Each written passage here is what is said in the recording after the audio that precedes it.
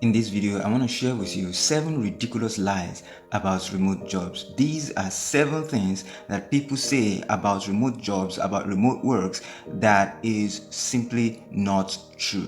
And we are going to go through them one after the other and see what's true about them and what's false about them. These are mostly half-truths and a lot of falsehoods. So let's go into it. Lie number 1: you can work from anywhere you are. That is simply not true.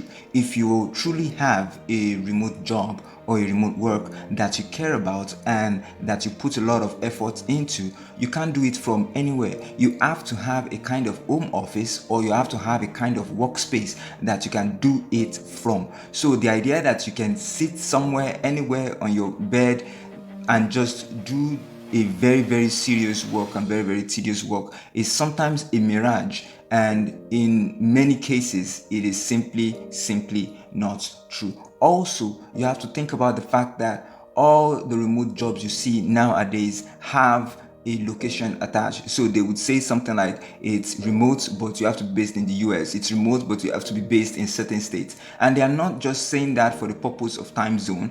The reason they are saying that is also for taxes. So there are benefits attached to having staff in the geographical location that a business is located, especially when it comes to the United States of America. So many remote jobs offer jobs within that geographical location so that they can take advantage of the tax benefits that are attached. So if someone is not in those geographical locations that matter to the business won't be qualified to get the tax breaks or whatever it is that they want to get from the government or from the bank based on that, and hence they would be primed, or they would be biased towards hiring employees who fit into that narrative for them. So the idea that you can work from anywhere is not true for a lot of the jobs that are remote. However, there are some where you can actually work from anywhere in the world, but every day those kinds of offers are getting rarer because of the geopolitical tensions in the world. There are certain places that people will not just want to hire people in, whether you're good at what you do and you want to work remotely. Lie number 2: there is no office drama. This is not true. I have worked in remote teams, and I can say that as much as this gives the idea that it's remote, there is no office drama, sometimes, many times, there is still office drama, not just on Slack channels when you have back and forth, but also in private conversations, because when you get to work with people, you get to know them, meet them, you probably exchange numbers or something like that, and then you get to the point where you start exchanging messages, and before you know it, you'll find that there are some gossips about some people. And I think that in some cases remote work makes it a little bit worse, because communication is actually not that effective. So a remote company that does not have a good communication system is going to have is going to leave their culture to chance, and that can really damage the working culture of the organization, depending on the kind of rapport that the employees have with each other. So just because it's remote doesn't mean there is no office drama. Sometimes there is office drama, and sometimes there is a whole lot of it, and sometimes it can be worse than people living in office. The only advantage is that it might not affect the flow of work in everyday tasks and everyday schedule like you are in the office. Lie number 3: you can skip work as you wish. This is also not true. Now, there are some remote companies who would give you time tracking apps that they can use to measure your productivity, and they can use to measure when you're actually working and when you are not working. But there are also ways that people do to navigate that, and some people would say that that is micromanaging, which is also not good, which is any experienced person who is working remotely definitely hates that. I definitely do not like that at all in any simple way. So, but it doesn't mean that you can skip work as you wish. And it's good to be responsible, it's good to be results oriented. Most remote organizations, most remote companies are results oriented, and they focus on what you can deliver, what you can produce results about, and not so much the amount of time you spend doing the work, which is great. However, it doesn't mean that you can skip work as you wish, because if you do that, people would notice. People are not fools, people are not morons. They would notice if you are slacking off, especially someone you report to or someone that directly reports to you would notice those changes, and they would see that you are not as responsible or you are not as productive, and actions can be taken based on that. Lie number 4, you don't need an office. This is not true. If you really work remotely and you're serious with your work and your work is very tasking, you need an home office. And when I mean a home office, I mean an office at home, not an office that you just carve out in your living room. It has to be a designated space where you are not disturbed, where you can do deep work and not be distracted. I've always had that in my own experience. Every time I move to a new place, I carve out a designated place where I would not be disturbed, and that's where I work from.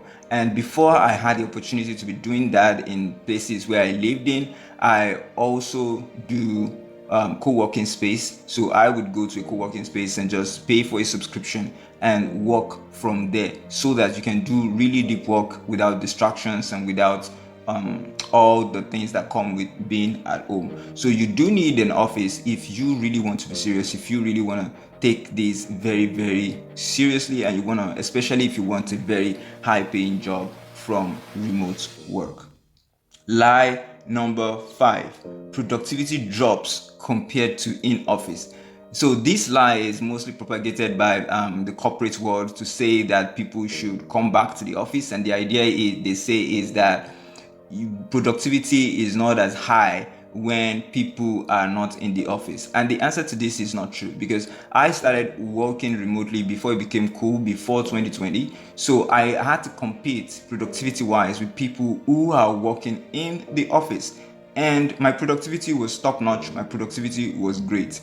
Why is it that the productivity of people are dropping when they had to be forced to go to remote work, especially after 2020? It's very simple. It's because companies just plunged themselves into it. They didn't prepare for it. They didn't train people for it. They just assumed that people are going to adjust, people are going to adapt to remote work, and it doesn't work that way. Most people have to be trained to work remotely, because it's not just something that comes naturally to a lot of people, especially if it's someone that has worked in the office all their lives. So it's very important for a person to know that just because you're working from home doesn't mean that your productivity will drop. What matters is how structured are you to working from home. If you're not structured, if you don't have a structure for it, if you don't have a design for it, if you don't have a way of thinking about it, if you have not adjusted your body to it, you may have productivity drops. But if you have been trained for it, if you've been prepared for it, if you are wise about it, and if you have been mentally aligned into remote work, your productivity is not going to drop. Your productivity is going to go right up. So it's a problem of preparation. It's not a problem of remote work. Lie number 6, once remote, always remote. Now, this lie is very cunning and very funny. It is that once you are remote, the job will always be remote. That is not true, because the job is about a particular result, and when you want a particular result, you want everything that can lead you to that result. And sometimes remote work is the answer to doing that effectively, and sometimes it is not, because things change, industries change, tastes change, the market changes, and a lot of things happen. So a job that is remote today can become hybrid tomorrow, it can become in office tomorrow, it can involve a lot of traveling all of a sudden. So just because the role is remote, the work is remote today, it doesn't mean it's going to be remote forever. It can change, it can move around, and a person who is really particular about responsibility, who is really particular about results, will understand those lines and those changes, and will be able to adjust to whatever it is that life throws at them in that direction. So just because the work is remote today doesn't mean it's going to be remote forever. Lie number 7, remote work are low paying jobs. Remote jobs are low paying jobs. This is simply not true. There are lots of high paying jobs that are remote. If you're looking for the low paying ones, you would find the low paying ones. If you're looking for the $10 an hour ones, you would find the $10 an hour ones. But if you're also looking for the 100K a year ones, if you're looking for the 200K a year ones, you would find remote work that aligns with that. They have a more higher criteria and they are more structured organizations, but they do exist. You find what you look for. So if you don't know how to look for high-paying jobs, that is the problem that you have to solve. But you cannot make the generalization that all remote jobs are low-paying. I have worked in high-paying remote jobs and I've seen a lot of high-paying remote jobs. So that is not a basis to make a general statement about remote jobs. It's that what you look for is what you find. I hope this has been helpful. If it has, like this video and share with a friend. Thank you.